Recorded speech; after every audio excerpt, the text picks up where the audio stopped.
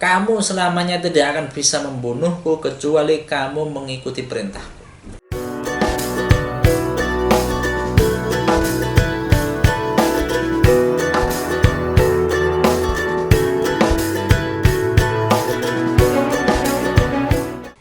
Assalamualaikum warahmatullahi wabarakatuh.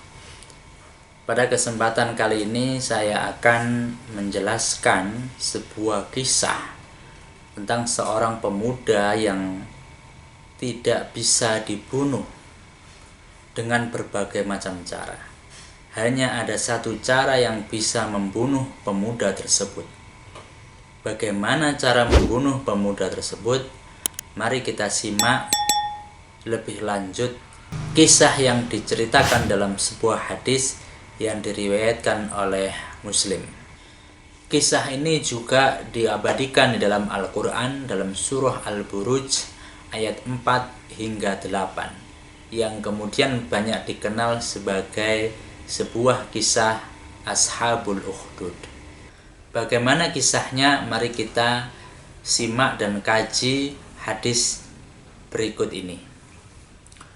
Wa an Suhaibin anna Rasulullah sallallahu alaihi wasallam qol, dari Suhaib bahwasanya Rasulullah sallallahu alaihi wasallam bersabda, kana malakun fi man kana qablakum. Jadi suatu ketika ada seorang raja yang dia itu hidup sebelum kita semua, hidup sebelum zaman Nabi. Wa kana lahu sahirun, dan raja itu memiliki seorang penyihir. Jadi setiap raja di zaman dahulu seringkali memiliki seorang penyihir. Falamma kabira qala lil malaki, dan ketika penyihir itu sudah mulai tua renta, penyihir itu berkata kepada rajanya, inni qad kabirtu fab'as ilayya hulaman u'allimuhu sihra. Wahai raja, saya ini sudah tua, saya ini sudah waktunya untuk pensiun, maka utuslah kepadaku seorang anak muda yang nanti anak muda ini akan saya ajari tentang sihir yang nanti akan meneruskanku sebagai tukang sihir di kerajaan ini. Faba'atha ilaihi gulaman yu'allimuhu, kemudian raja itu mengutus seorang anak muda yang sudah dipilih untuk diajari sihir. Wa kana fi tariqihi idza salaka rahibun. Nah, setelah anak muda ini belajar sihir, sudah berjalan, ketika dia perjalanan ingin ke kerajaan, jadi setiap hari anak ini pagi pergi ke kerajaan untuk belajar sihir, kemudian pulang. Besoknya pagi berangkat ke kerajaan untuk belajar sihir, kemudian pulang. Nah, suatu ketika anak itu berangkat perjalanan mau ke kerajaan, dia bertemu dengan seorang rohib atau pendeta. Faqa'ada ilaihi wa sami'a kalamahu fa'ajabahu. Kemudian anak itu berdialog dengan rohib, kemudian mendengar perkataan rohib itu, pendeta itu, dan dia takjub dengan perkataannya. Akhirnya dia ikut belajar, faqa'ada ilaihi, duduk bersamanya, belajar bersama rohib itu. Wa kana idza atas sahir, barulah setelah duduk bersama rohib, setelah selesai baru dia ke kerajaan untuk belajar sihir kepada tukang sihir itu. Marra birrahibi wa qa'ada ilaihi.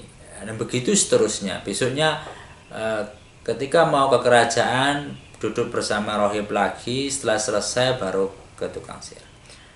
Fa idza atas sahir darabahu. Lah karena seringnya dia itu duduk bersama rohib, belajar bersama rohib, akhirnya datang ke kerajaannya itu telat. Fa darabahu, kemudian tukang sihir itu memukulnya.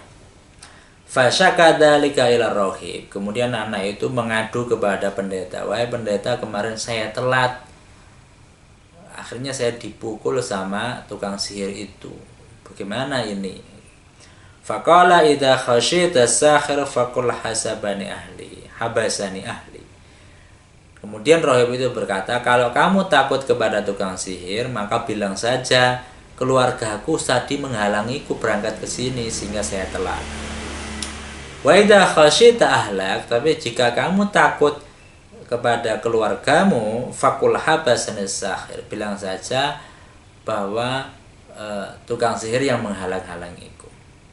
Fa bainama huwa ala dzalik. Nah, ketika itu sudah berjalan, saran pendeta itu sudah dijalankan. Jadi ketika telat ke kerajaan, dia bilang bahwa keluargaku menghalangiku. Ketika dia telat datang ke rumah, bilang tukang sihir menghalangiku.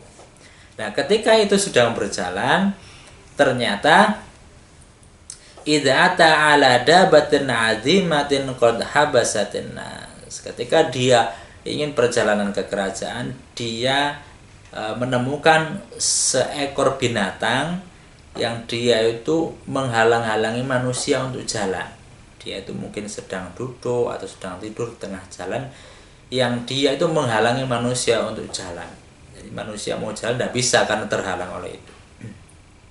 Faqala al-yawm a'lamu sahir afdal am rahib afdal. Maka dia mengatakan, hari ini saya akan menentukan siapa yang lebih baik, pendeta itu, rahib itu, atau tukang sihir. Fa akhadha hajaran, kemudian dia mengambil batu. Faqala Allahumma in kana amru rahib ahabba ilaik min amri sahir faqtul hadhihi dabbah hatta yamdin nas.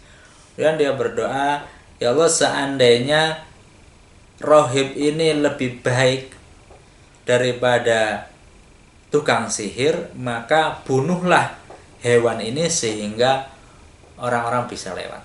Nah, artinya secara logika dilempar dengan batu biasa itu kan tidak akan membunuh hewan itu. Tapi kalau misalkan bisa terbunuh, maka rohib itu adalah lebih benar daripada tukang sihir.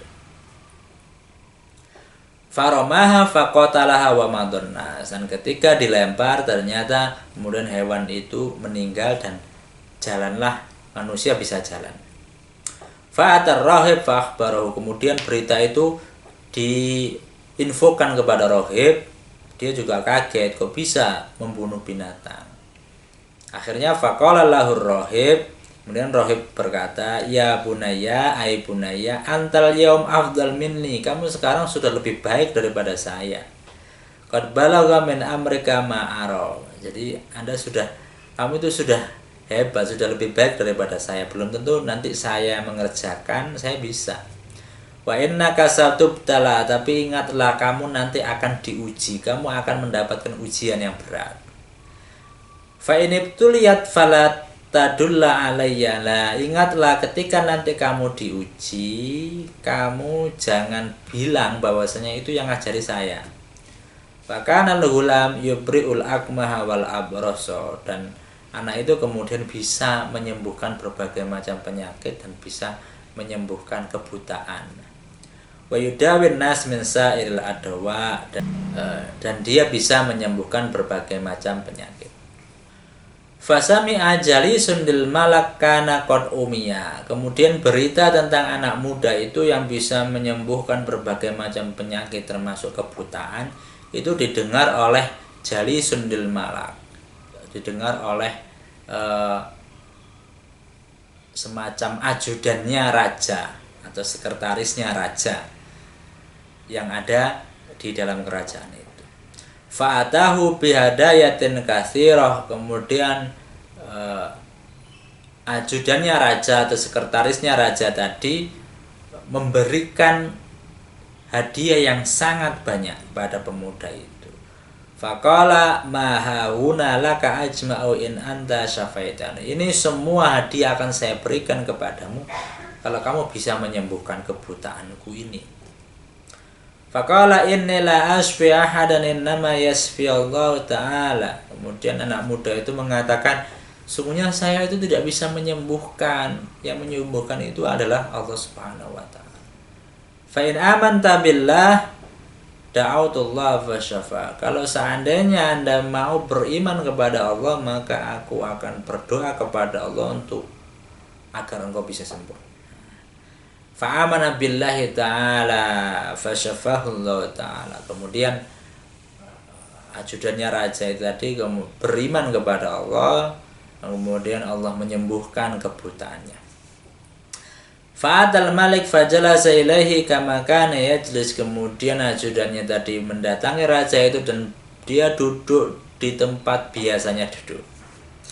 Faqala lahul malak. Kemudian raja itu bertanya dan heran, man radda alaika basaruk, siapa yang mengembalikan penglihatanmu? Kemarin kamu kan buta, sekarang kau bisa lihat. Qala rabbi. Kemudian ajudan tadi berkata, ya Tuhan saya. Qala walaka rabbun ghairi. Kemudian malak itu, raja itu berkata, loh apakah kamu punya Tuhan selain saya? Jadi selama ini raja itu disembah oleh masyarakat yang ada di daerah itu. Qala rabbi wa rabbukallah. Kemudian ajudan tadi mengatakan, Tuhanku dan Tuhanmu itu sama, yaitu Allah. Fa'akhadahu falam yazal yu'adzibu hatta dalla 'alal ghulam. Kemudian raja itu marah dan menghukum, menyiksa ajudan itu sampai ditunjukkan siapa yang menyembuhkan matamu ini. Akhirnya ajudan tadi mengaku bahwa yang menyembuhkan adalah pemuda yang belajar sihir biasanya ke kita itu. Faji'a bil ghulam. Kemudian anak muda itu didatangkan oleh raja.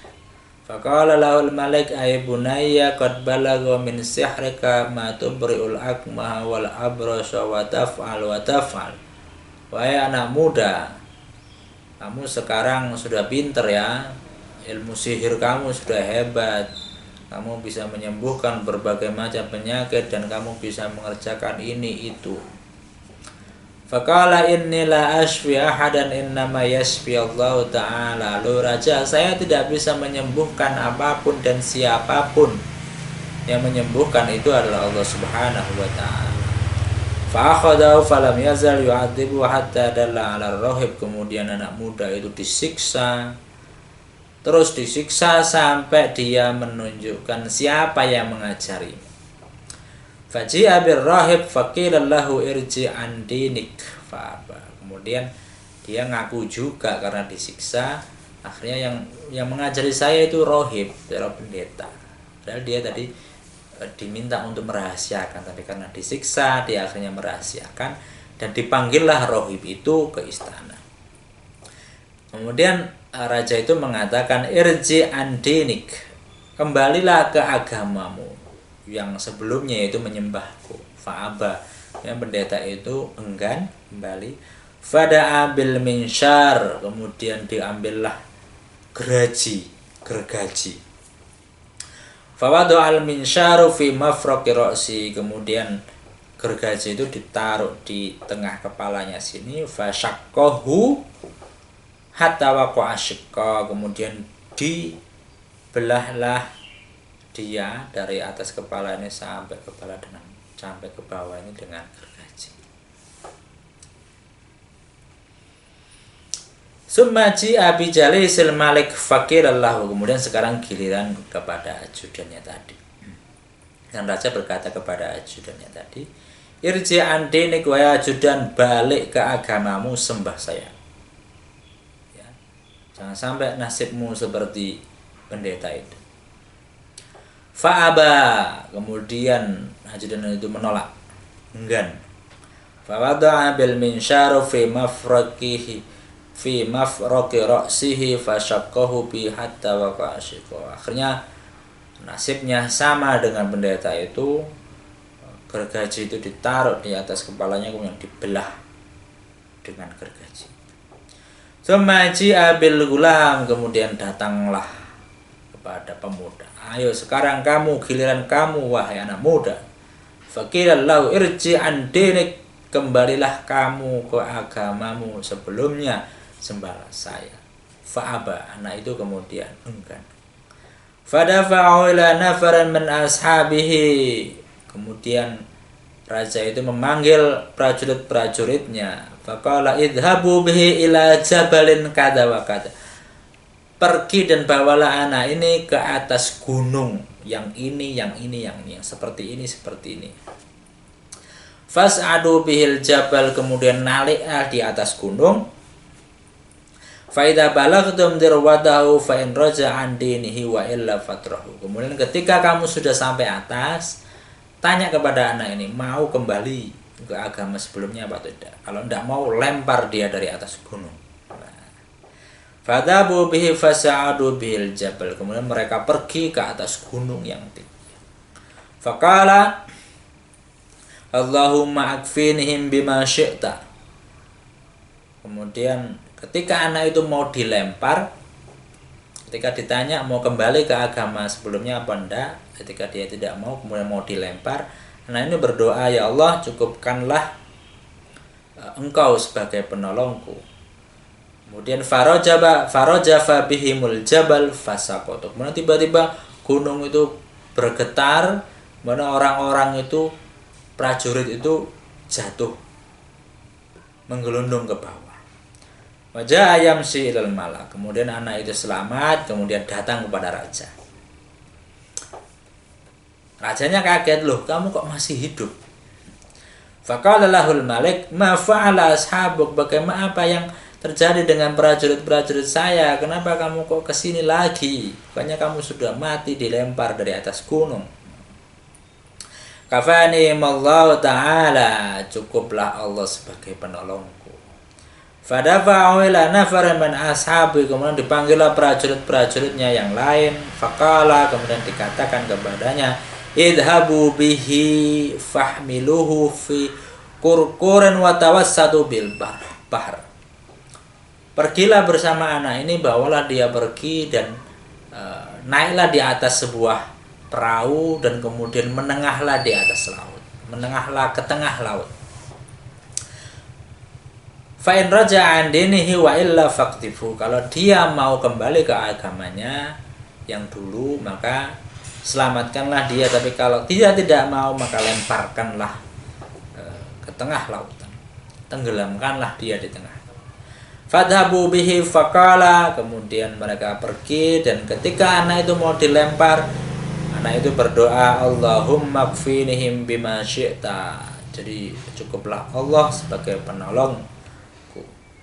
Fangkafa'at bihimus safina fagharaku. Kemudian tiba-tiba as-safinah, perahu itu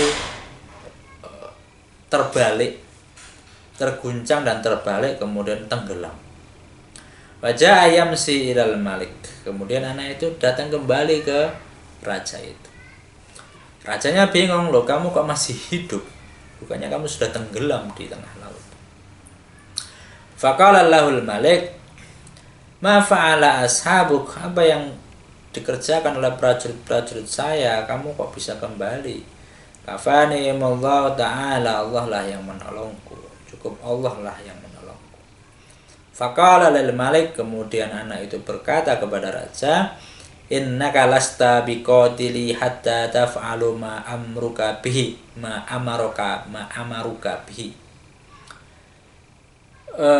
Kamu selamanya tidak akan bisa membunuhku kecuali kamu mengikuti perintahku. Qala ma huwa, apa itu perintahmu, akan saya turuti asal kamu bisa mati. Qala tajma'un nas fi sa'idin wahidin. Kumpulkanlah seluruh masyarakat kamu dalam satu tempat, ya. Wa tusallibuni ala jid'in, kemudian saya saliblah saya di depan mereka, masyarakat itu, masyarakatmu semuanya kumpulkan. Summa khud sahman min kinanati, kemudian ambillah sahman itu busur panah. Summa du'is sahma fi qabdil qausi, kemudian taruhlah busur panah itu ke tempat panahnya itu. Summa qul bismillahi rabbil hulam, kemudian katakanlah bismillahi rabbil hulam, demi Allah Tuhan dari anak ini. Semarmini, kemudian panahlah saya. Fa innaka idza fa'alta dzalika qataltani, kalau kamu melakukan itu, melakukan apa yang saya ungkapkan itu, maka engkau baru bisa membunuhku. Fajama'an nas fi sa'idin wahidin, kemudian dikumpulkanlah manusia, seluruh masyarakatnya raja itu, warganya kerajaan itu, seluruh masyarakat dikumpulkan dalam satu tempat. Wasalabu ala jiz'ain, kemudian anak itu disalib. Tentu berita tentang anak ini sudah tersebar di mana-mana, bahwasanya anak ini tidak bisa mati dengan berbagai macam cara. Summa akhadha sahman min kinanatihi, kemudian diambillah busur panah. Summa wada'a sahma fi qabdil kausi, kemudian busur panah itu diletakkan di tempat panah itu. Summa qala bismillahirrabbilgulam, demi Allah Tuhan anak ini. Summa ramahu fawaqa'a fi sudughi, kemudian dipanahlah, tetapi tidak mengenai anak itu, kena pelipisnya anak itu. Fawaqa'a fi sudughi, kena pelipis sedikit. Nah, logikanya kalau kena pelipis kan tidak mati ya. Kalau kena dada ini kan mati. Fawada'a yadahu fi sudghihi famata, kemudian anak itu menaruh tangannya di pelipisnya ini, lihat berdarah, kemudian meninggal. Faqalan nas amanna bi rabbil ghulam, maka masyarakat yang datang ketika itu, semua orang yang datang ketika itu mengatakan, kita semua beriman kepada Tuhan anak ini. Rajanya bingung, ini mau menunjukkan kepada seluruh orang bahwa yang tidak mau menyembah saya akan saya bunuh.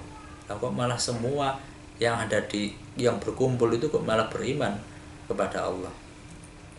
Fa'utiyal malik faqilallahu ara'aita ma kunta tahdar, kemudian ada yang mengatakan kepada raja itu, wahai raja, tidakkah kamu melihat yang selama ini kamu takutkan? Qad wallahi nazala bika hadaruka qad amanan nas, dan itu sekarang terjadi, semua orang beriman kepada Allah. Semua orang sekarang tidak mau beriman kepadamu, tidak mau menyembahmu lah. Fa'amara bil akhdud, kemudian prajurit-prajurit yang masih setia kepada raja itu diminta untuk membuat parit. Bi afwahis sikkati fa khuddat wa udrima fihin niran, kemudian parit itu disuruh membakar.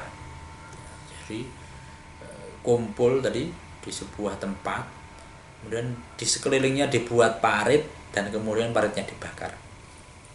Wa qala man lam yaji an dinihi fa aqmihu fiha, kemudian katakan kepada mereka yang enggak mau kembali kepada agamanya menyembahku, masukkan ke dalam parit itu biar terbakar.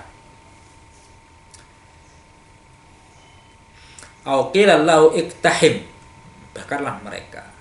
Fa fa'alu, kemudian mereka mengerjakan. Ditanya satu-satu, kamu mau kembali ke agamamu lagi apa enggak? Enggak, dilempar. Kamu kembali ke agamamu lagi? Enggak, dilempar satu-satu.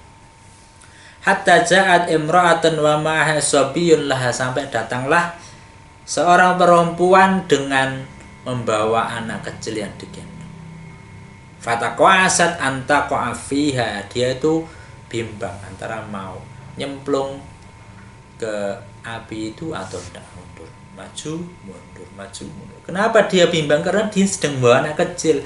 Kalau dia sendiri yang nyemplung tidak masalah, tapi ini masalahnya anak kecil ini kan kasihan, masa depannya masih panjang, masa dia harus membakar dirinya dan anaknya. Nah, kemudian terjadilah sebuah keajaiban. Faqalalah ghulam, anak yang kecil itu tadi tiba-tiba berbicara, yang sedang digendong masih usia balita. Ya ummu isbiri fa innaka 'alal haq, wahai ibuku bersabarlah, sungguhnya engkau dalam kebenaran. Akhirnya kemudian ibunya dengan teguh pendirian, dia akhirnya masuk ke dalam parit. Rawahul Muslim.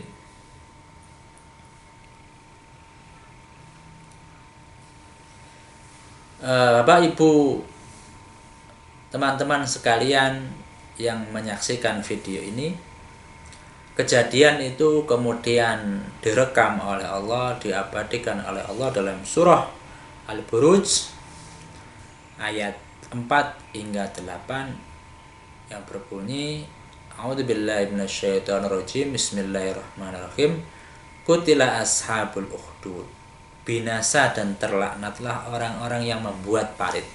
Jadi orang-orang yang membuat parit itu dilaknat oleh Allah. An-nari dzatil waqud, yang berapi yang dinyalakan dengan kayu bakar. Jadi paritnya menyala-nyala. Idhum 'alaiha qu'ud, ketika mereka duduk di sekitarnya. Wa hum 'ala ma yaf'aluna bil mu'minina syuhud, sedang mereka menyaksikan apa yang mereka perbuat terhadap orang-orang yang beriman. Wa ma naqamu minhum illa ayyuminu billahil azizil hamid, dan mereka tidak menyiksa orang-orang mukmin itu melainkan karena orang mukmin itu beriman kepada Allah yang Maha Perkasa lagi Maha Terpuji. Nah, itu adalah kisah yang dikenal dengan kisah Ashabul Ukhdud ya, yang juga disinggung dalam Al-Quran. Dalam sebuah riwayat yang diriwayatkan oleh Ibnu Qutaibah, bahwa anak yang digendong oleh ibu-ibu tadi adalah anak yang usianya kurang lebih sekitar 7 bulan, jadi masih sangat kecil sekali. Maka apa hikmah yang bisa kita ambil dari kisah Ashabul Ukhdud ini? Yaitu keimanan yang kuat tidak akan luntur dengan ancaman apapun. Bahkan dengan ancaman kematian, dibakar di parit, atau dengan ancaman digergaji tadi ajudan dan pendeta itu, ataupun diancam dengan dilemparkan dari atas bukit atau ditenggelamkan tengah lautan, itu tidak menggetarkan dia untuk merubah keimanannya. Yang kedua adalah ketika kita dalam keadaan sulit, ketika kita dalam keadaan terjepit, cukuplah Allah sebagai penolong kita. Hasbunallah wa ni'mal wakil, ni'mal maula wa ni'mal nasir. Cukuplah Allah yang bisa menolong kita. Maka kita selalu berdoa kepada Allah agar Allah menyelamatkan kita dan menolong kita baik di dunia maupun di akhirat. Mungkin itu yang bisa saya sampaikan terkait sebuah kisah yang ada dalam hadis yang diriwayatkan oleh Muslim dan juga diabadikan dalam Al-Quran. Kurang lebihnya mohon maaf. Wabillahi taufiq wal hidayah. Wassalamualaikum warahmatullahi wabarakatuh.